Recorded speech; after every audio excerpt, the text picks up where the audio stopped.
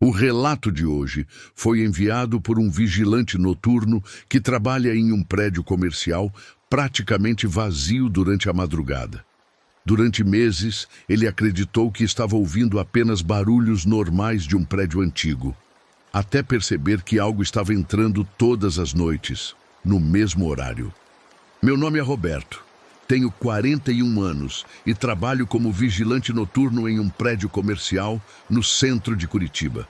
O prédio tem 11 andares, mas durante a madrugada fica completamente vazio. Depois das 20 horas, todos vão embora. Só fico eu. Minha rotina sempre foi simples: andar pelos andares, verificar portas e olhar as câmeras. Nada de estranho. Até alguns meses atrás. A primeira coisa que percebi foi o horário. 2h40 da manhã. Sempre. Nesse horário específico, uma das câmeras do térreo começava a apresentar interferência. A imagem ficava granulada por alguns segundos, depois voltava ao normal. Achei que fosse problema elétrico, mas então comecei a ouvir algo. A porta principal do prédio tem sensor. Sempre que abre, o sistema faz um pequeno bip. E uma noite, às 2h40, o sensor apitou. Alguém havia entrado. Mas quando olhei a câmera, não tinha ninguém. Pensei que fosse defeito no sensor. Fui até o térreo verificar. Porta fechada, rua vazia. Voltei para a sala de monitoramento. Mas naquela noite comecei a ouvir passos no corredor do primeiro andar. Lentos, arrastados. Voltei para o monitor. A câmera do primeiro andar estava ativa. O corredor estava vazio. Mas o sensor de movimento estava detectando algo. A luz automática do corredor acendeu sozinha. Na noite seguinte aconteceu de novo. 2h40. Sensor da porta. Interferência nas câmeras. Passos no corredor. Dessa vez resolvi subir. Peguei a lanterna e fui até o primeiro andar. O corredor estava vazio, mas havia algo estranho. A porta de uma das salas estava aberta. Eu tinha fechado todas. Dentro da sala, o ar estava gelado, muito mais frio que o resto do prédio. Minha respiração começou a aparecer na frente do rosto, como se fosse inverno, mas era verão. Algumas semanas depois aconteceu algo pior. 2h40. O sensor da porta tocou novamente, mas dessa vez, uma das câmeras realmente captou algo. Não era uma pessoa inteira. Parecia apenas uma sombra atravessando o saguão e entrando no corredor, subindo para o primeiro andar. Eu não subi. Fiquei na sala de monitoramento até o amanhecer. Hoje ainda trabalho lá, mas todas as noites, às 2h40, eu desligo as câmeras por alguns minutos. Prefiro não ver o que entra. Meu nome é Lucas, tenho 26 anos e trabalho fazendo entregas por aplicativo em São Paulo. Eu costumo trabalhar até tarde porque paga melhor. Era quase 1h30 da manhã quando recebi um pedido de comida. Endereço: um prédio antigo em um bairro residencial. Nada estranho. Quando cheguei, percebi que o prédio era muito silencioso. Não havia porteiro. A porta estava destrancada. Subi até o terceiro andar. Apartamento 304. Bati na porta. Uma mulher abriu apenas uma fresta.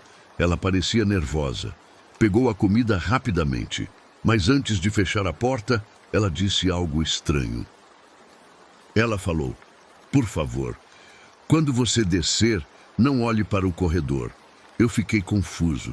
Perguntei por quê. Ela respondeu: "Só não olhe." E fechou a porta. Claro que isso ficou na minha cabeça. Comecei a caminhar pelo corredor em direção ao elevador, mas fiquei pensando no que ela disse. Então virei o rosto. No final do corredor havia alguém, muito alto, parado, de frente para a parede, imóvel, não se mexia, não respirava, nada. Achei que fosse um morador, mas quando o elevador chegou, olhei novamente e ele não estava mais lá. Não ouvi passos, não ouvi porta abrindo, nada. Antes de sair do prédio, olhei para cima.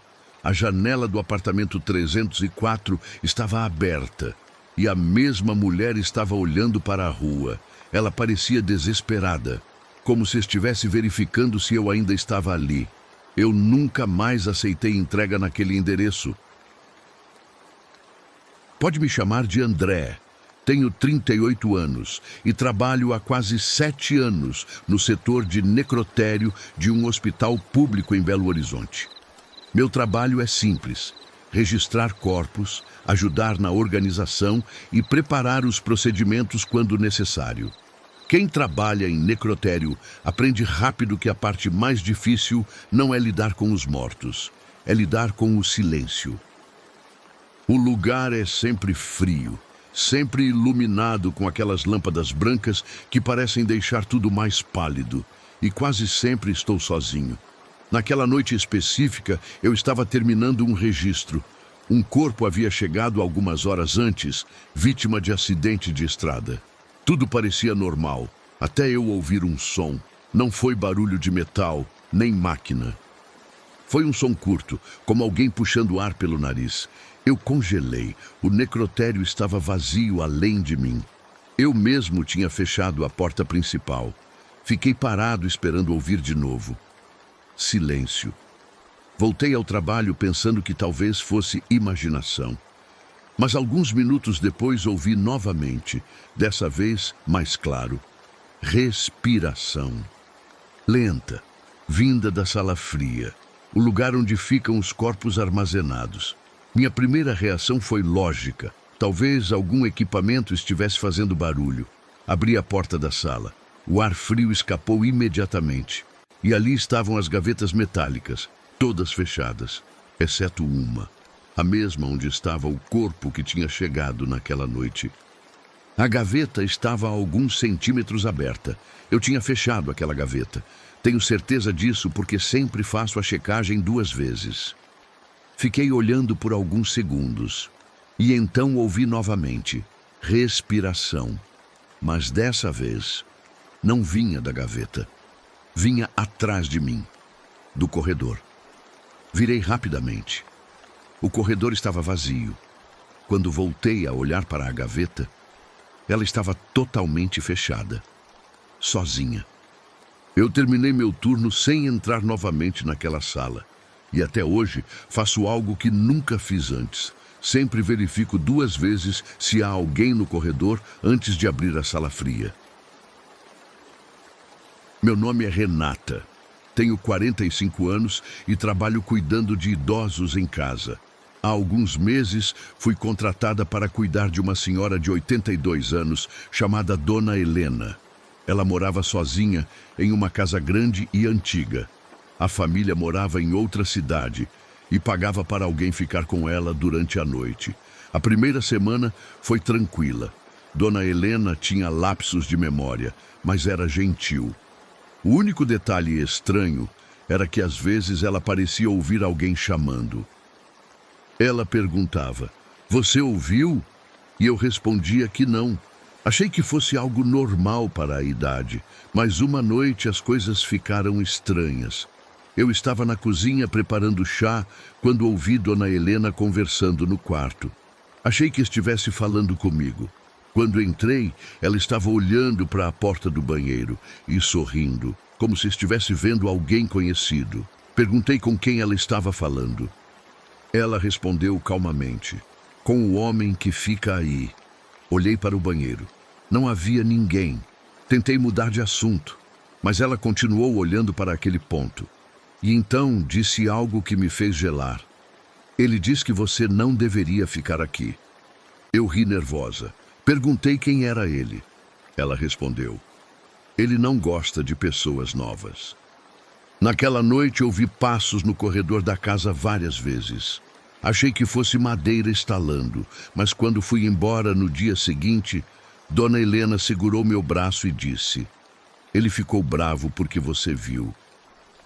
Eu nunca mais voltei para aquele trabalho.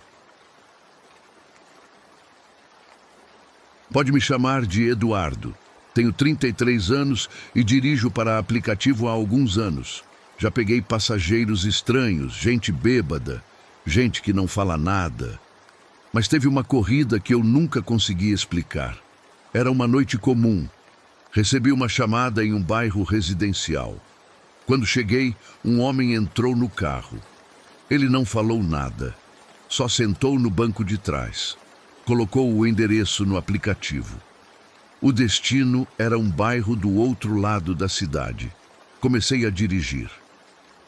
Depois de alguns minutos, percebi algo estranho. O homem não estava olhando o celular, nem para a rua.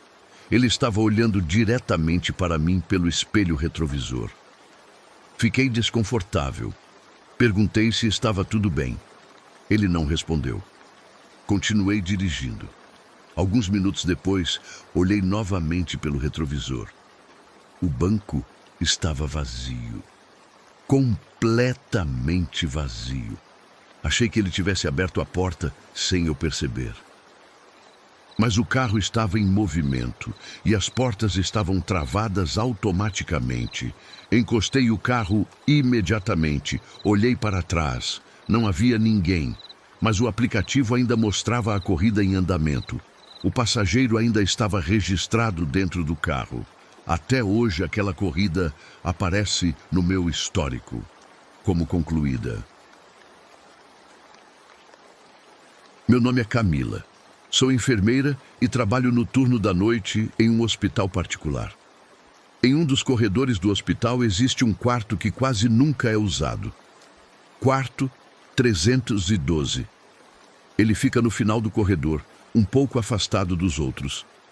Certa noite, a central de enfermagem recebeu um chamado. Campainha do quarto 312. Achei estranho, porque o quarto estava vazio. Fui até lá verificar.